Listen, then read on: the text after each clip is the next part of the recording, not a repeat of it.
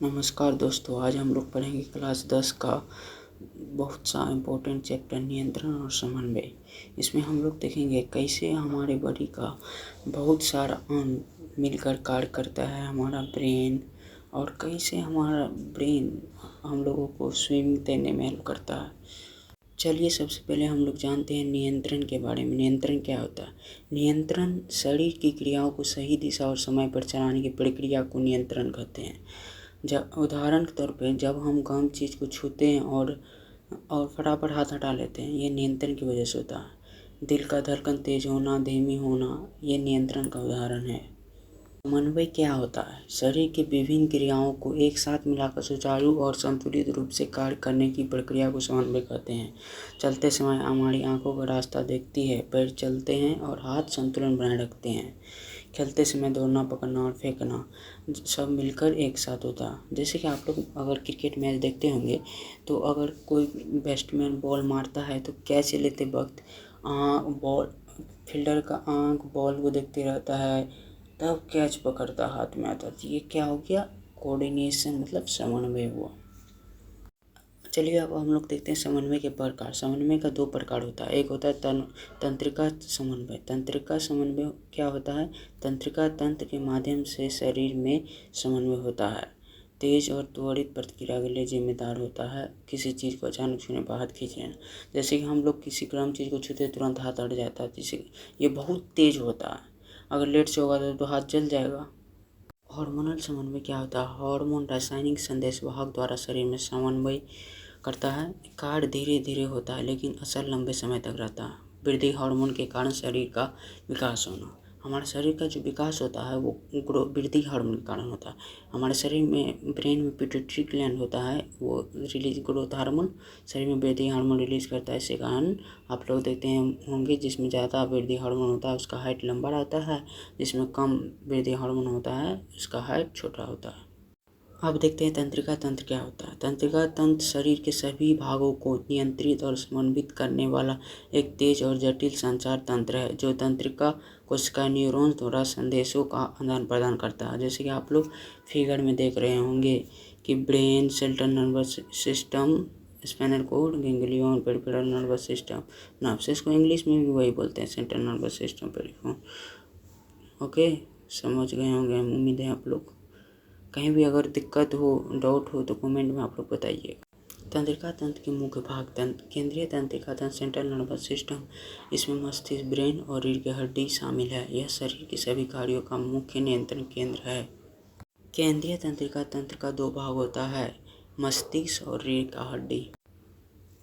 मस्तिष्क क्या होता है? सबसे महत्वपूर्ण अंग जो सोचने, समझने, निर्णय लेने और शरीर के सभी कार्यों का संचालन करता है।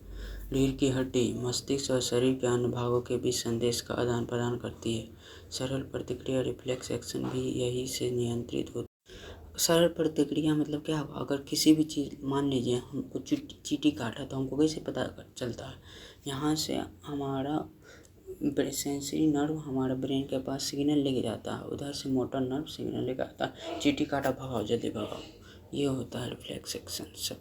अब परिसरीय तंत्रिका तंत्र क्या होता है? यह तंत्रिकाओं का जाल है जो शरीर के सभी अंगों को केंद्रीय तंत्रिका तंत्र से जोड़ता है। इसमें 2 प्रकार की तंत्रिकाएं होती है। संवेदी तंत्रिकाएं सेंसरी नर्व संकेतों को अंगों से मस्तिष्क तक ले जाती है। प्रेरक तंत्रिकाएं मोटर नर्व्स आदेशों को मस्तिष्क से अंगों तक पहुंचाती है। अभी आप लोगों को हम बताए थे ना, जैसे कि हमको चींटी काटा तो हमारा ब्रेन तक स्पाइनल कोर्ड तक सिग्नल कैसे जाता है? ये संवेदी तंत्रिका जब चींटी काटा तो वो सिग्नल लेके स्पाइनल कोर्ड के पास गया। उसके बाद प्रेरक तंत्रिकाएं वो लेके आया, तब हम चींटी को हटा दी वहाँ से। समझे? संवेदी तंत्रिका संकेतों को लेके जा रहा है कि चींटी काटा है, और उधर से मोटर नर्व संकेत को लेके आ रहा है कि इसको नोचो। यही है मोटर नर्व और सेंसरी नर्व। स्वायत्त तंत्रिका तंत्र, ऑटोनोमिक नर्वस सिस्टम क्या होता है? यह शरीर के आंतरिक अंगों जैसे दिल, आंत, फेफड़े के कार्यों को बिना हमारे सोचने के नियंत्रित करता है। यह हमारे कंट्रोल में नहीं होता है। जैसे कि हम लोग समझ सकते हैं, अगर हम लोग चाहे अपना दिल का धड़कन रोकने के लिए रोक सकते हैं। अगर रोकेंगे तो हम लोग चले जाएंगे भगवान के घर। नहीं रोक सकते हैं। इसके भी 2 भाग होते हैं, सहानुभूति तंत्रिका तंत्र सिंपैथेटिक नर्वस सिस्टम आपातकालीन स्थितियों में शरीर की सक्रिय करता है, जैसे डर या लड़ाई में। प्राणुकुंपी तंत्रिका तंत्र शरीर को विश्राम और सामान्य स्थिति में वापस लाता है। चलिए अब देखते हैं न्यूरॉन क्या होता है। न्यूरॉन तंत्रिका तंत्र की इकाई है। न्यूरॉन तंत्रिका तंत्र की कार्यात्मक और संरचनात्मक इकाई है। कार्य मतलब तंत्रिका तंत्र का जो भी कार्य होता है वो न्यूरॉन के द्वारा ही होता है। न्यूरॉन ही सिग्नल लेके चले जाता है। न्यूरॉन का भाग सेल बॉडी, डेंड्राइट, एक्सोन। कार्य संकेतों को प्राप्त करना, संसाधित करना और आगे भेजना। न्यूरॉन का जो डेंड्राइट देख रहे हैं फिगर में, ये सिग्नल को लेकर के क्या सेल बॉडी के पास लेके आता है। उसके बाद एक्सोन के थ्रू ये दूसरा न्यूरॉन में चले जाता है, एक्सोनल टर्मिनल के पास। उसके बाद दूसरा न्यूरॉन में पड़। ग्राही रिसेप्टर्स क्या होता है। ग्राही रिसेप्टर वे विशेष कोशिका या संरचनाएं होती है जो बाहरी या आंतरिक उद्दीपन स्टिमुलस को पहचानती है और उसे तंत्रिका नर्व इम्पल्स में बदल देती है। जैसे कि हम लोग आँख से कुछ देखते हैं तो हमारा सिग्नल चले जाता है, फिर जी से टेस्ट करते हैं, खट्टा है, मीठा है, कड़वा है, फिर नाक से सूंघते हैं, महक रहा है, क्या हो रहा है। सहज प्रतिक्रिया रिफ्लेक्स एक्शन, बिना सोचे समझे हमारे शरीर द्वारा तुरंत किया गया कार्य सहज प्रतिक्रिया कहलाता है। यह अत्यंत तेज प्रतिक्रिया होती है, हमारे शरीर की सुरक्षा के लिए आवश्यक है। मुख्य रूप से रीढ़ की हड्डी द्वारा नियंत्रित होता है। मस्तिष्क के बाद में सूचना मिलती है। जैसे कि हम लोग अगर ये स्पाइनल कॉर्ड के पास न जा कर के ब्रेन में जाता तो टाइम लगता सिग्नल को आने में, तब तक हाथ जल जाता भाई। इसी कारण ये स्पाइनल कॉर्ड के द्वारा नियंत्रित होता है। तुरंत जहाँ हम लोग छुए तुरंत हाथ महसूस हो जाता है, गर्म है, पक जाएंगे, हाथ हट जाता है। ये है रिफ्लेक्स एक्शन, आप लोग फिगर में जैसा कि देख सकते हैं। चलिए अब हम लोग पढ़ते हैं मानव मस्तिष्क के बारे में, ह्यूमन ब्रेन के बारे में। मस्तिष्क ब्रेन शरीर का नियंत्रण केंद्र है जो सोचने, याद करने, निर्णय लेने और शरीर के सभी कार्यों को संचालित करने का कार्य करता है। ब्रेन के ही द्वारा हमारा शरीर कंट्रोल में रहता है। क्या बोलना है, कहाँ पे कैसे रहना है, क्या याद करना है, कैसे सोचना है, क्या लिखना है, ये सभी चीज़ नियंत्रित होता है हमारे ब्रेन के द्वारा। मस्तिष्क के मुख्य भाग, मेन पार्ट्स ऑफ ब्रेन। अग्र मस्तिष्क, फोर ब्रेन, मस्तिष्क का सबसे बड़ा और सबसे विकसित भाग सोचने, समझने, याद रखने, इच्छा शक्ति, भाषा और दृष्टि को नियंत्रित करता है। अग्र मस्तिष्क हमारे सोचना, समझना, याद रखने, इच्छा शक्ति, भाषा और दृष्टि को देखने को नियंत्रित करता है। इसका अग्र मस्तिष्क का मुख्य भाग होता है सेरिब्रम, हेमिस्फेयर और हाइपोथैलेमस। सेरिब्रम हेमिस्फेयर सोचने और निर्णय लेने का केंद्र है। अगर कोई थप्पड़ मारा उसको रिटर्न थप्पड़ मारना है कि नहीं, ये निर्णय लेगा सेरिब्रम। हाइपोथैलेमस भूख, प्यास, नींद और शरीर का तापमान नियंत्रित करता है। अगर हमको मान लो भूख लग गया, खाने के लिए गए और हाइपोथैलेमस सिग्नल भी देता है, पेट भरने के बाद मन होता है नहीं खाने का। अगर हाइपोथैलेमस सिग्नल ना दे, खाते रहेंगे तो पेट फट जाएगा, इसीलिए हाइपोथैलेमस करता है। मध्य मस्तिष्क क्या होता है। इंद्रियों से प्राप्त जानकारी इसका दूसरा पार्ट है मध्य मस्तिष्क, मिड ब्रेन। इंद्रियों से प्राप्त जानकारी जैसे आँख और कानों से को आगे प्रोसेस करता है। दृष्टि और श्रवण से संबंधित प्रतिक्रिया को नियंत्रित करता है। जैसे कि हम लोग कुछ भी देख लेते हैं तो ये मस्तिष्क में गिर जाता है, सेंस करता है या सुनते हैं किसी भी चीज़। मेन ब्रेन का तीसरा पार्ट है पश्च मस्तिष्क, हिंड ब्रेन। शरीर के अनेक क्रियाओं को नियंत्रित करता है, जैसे चलना, संतुलन बनाए रखना, दिल की धड़कन, श्वसन आदि। मुख्य भाग सेरिब्रम संतुलन और मुद्रा पोस्चर बनाए रखता है। जैसे कि आप लोग देखते होंगे, जो आदमी दारू पीता है तो वो कहीं पे गिर जाता है, गाली दिखने लगता है, क्योंकि उसका सेरिब्रम उसके कंट्रोल में नहीं रहता है, वो बंद हो जाता है, इसी कारण वो ये सब काम करने लगता है। पार्ट है हिंड ब्रेन का पोन्स, मस्तिष्क और रीढ़ की हड्डी के बीच के संदेशों का आदान प्रदान करता है। रीढ़ की हड्डी, स्पाइनल कॉर्ड। रीढ़ की हड्डी एक लंबी नली जैसी संरचना है जो मस्तिष्क के निचले भाग मेडुला ऑब्लिंगाटा से निकलकर पीठ के बीच से नीचे तक जाती है। यह तंत्रिका तंतु नर्व फाइबर से बनी होती है और शरीर व मस्तिष्क के बीच संदेश का आदान प्रदान करती है। जैसे कि आप लोग देख रहे होंगे, ये देखिए मेडुला ऑब्लिंगाटा का बीच से ये स्पाइनल कॉर्ड निकला, यही है अपना क्या है, रीढ़ का हड्डी। ये नर्व फाइबर से बनी हुई होती है, नर्व फाइबर से बना हुआ है। अब देखते हैं पौधों में समन्वय, कोऑर्डिनेशन इन प्लांट। जब पौधे अपने वातावरण के अनुसार अपना व्यवहार या गतिविधि बदलते हैं तो उसे पौधे में समन्वय कहते हैं। जैसे कि आप लोग अगर सूरजमुखी का फूल देखे होंगे, अगर ये सूरज का रोशनी आता है तो वो सूरज की रोशनी की तरफ घुमा हुआ रहता है, मतलब वो वातावरण, मतलब सूरज का रोशनी इधर से आ रहा है तो उधर घुमा हुआ, मतलब वातावरण के अनुसार चेंज वो अपना गतिविधि को कर रहा है।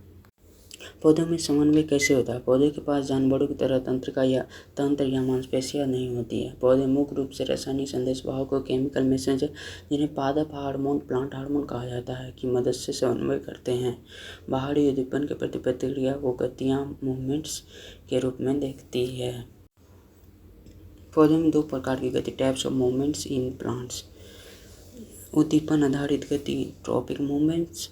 यह गति किसी विशेष दिशा में उद्दीपन के प्रति होती है। प्रकाश के प्रति गति, फोटोट्रोपिज्म, पौधों की वृद्धि विकास की दिशा में होती है।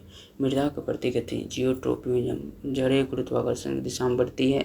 रासायनिक उद्दीपन के प्रति केमोट्रोपिज्म, परागनली अंडाशय की ओर बढ़ना। फूल में देखे होंगे परागनली जो होता है वो अंडाशय की तरफ जाते रहता है। ये क्या हुआ? रासायनिक उद्दीपन के प्रति। मृदा के प्रति गति मतलब जियोट्रोपिज्म। देखते होंगे पेड़ का जड़ मिट्टी के अंदर रहता है, किसके कारण? ग्रेविटेशन के कारण। प्रकाश के प्रति गति, अभी आप लोगों को बताए थे क्या, सूरजमुखी का फूल और सनलाइट जिधर रहता है सूर्य का प्रकाश उधर घुमा हुआ रहता है, ये प्रकाश के प्रति उद्दीपन हुआ। दूसरा प्रकार क्या है? उद्दीपन रहित गति, नास्टिक मूवमेंट्स। यह गति उद्दीपन की दिशा पर निर्भर नहीं करता है। स्पर्श प्रतिक्रिया, थिगोमोनिस्टी, छूने पर मिमोसा, लजालू के पत्ते सिकोड़ना। नींद गति, दिन रात के परिवर्तन के अनुसार पत्तों का खुलना और बंद होना। आप लोग देखते हैं छुई मुई का पत्ता, एक तो पेड़ होता है उसको छूने के बाद वो मुरझा जाता है, यही है, फिगर में देख सकते हैं आप लोग। और रात में आप लोग देखेंगे अड़हुल फूल का कोढ़ी बोलते हैं हम लोग, उसके बाद सुबह उठते तो फूल जाता है, ये क्या? ये वो नींद गति, खुलना और बंद होना।